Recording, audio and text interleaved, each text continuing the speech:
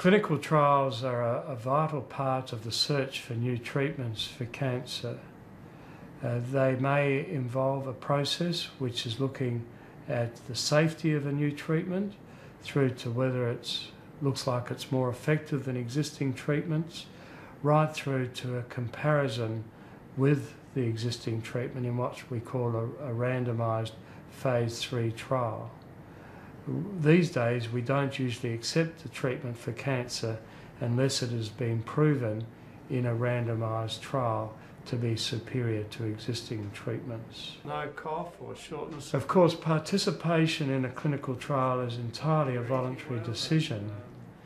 It is important to talk to your doctor about the clinical trial. Yeah, that looks all right, doesn't it? Yeah, no, I'm pretty pleased with that. Well, virtually all new treatments in use for lung cancer today have been thoroughly tested and evaluated in clinical trials. There are a number of new types of treatments for lung cancer that have been developed in the last few years. One class of drugs that's been particularly successful has been the epidermal growth factor receptor inhibitors, or the EGFR inhibitors. So these are medicines, but they're not chemotherapy.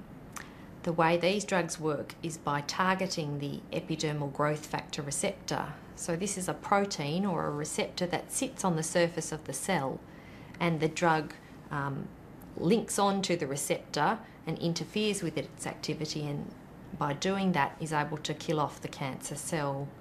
So there have been a number of drugs developed that target this receptor.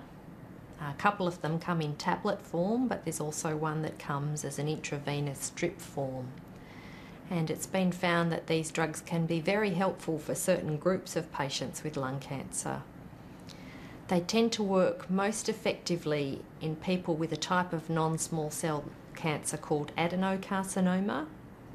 And also they've been found to be most effective in people who've been non-smokers, as well as people who are female and of Asian background. But also actually the drugs can sometimes work in people who have none of those characteristics.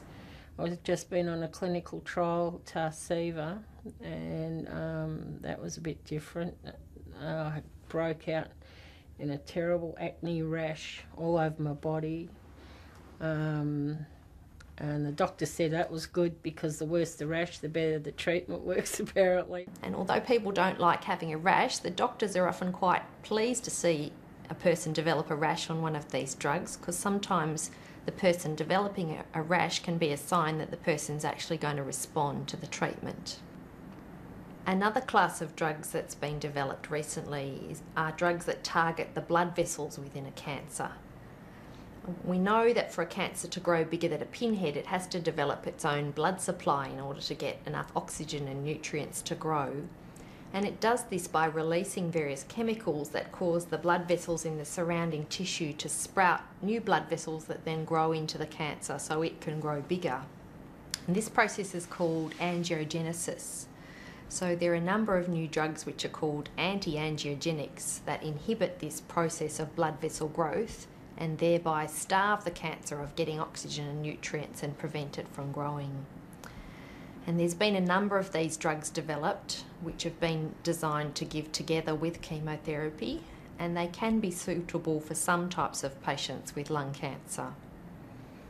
However, not all of them are yet approved by the government for use, so some of them are quite expensive, and they're also not suitable for all patients with lung cancer, because we know that they can cause problems with side effects such as bleeding or clotting, as well as high blood pressure. So they're not suitable, for example, for a person that's already coughing up a lot of blood from their lung cancer.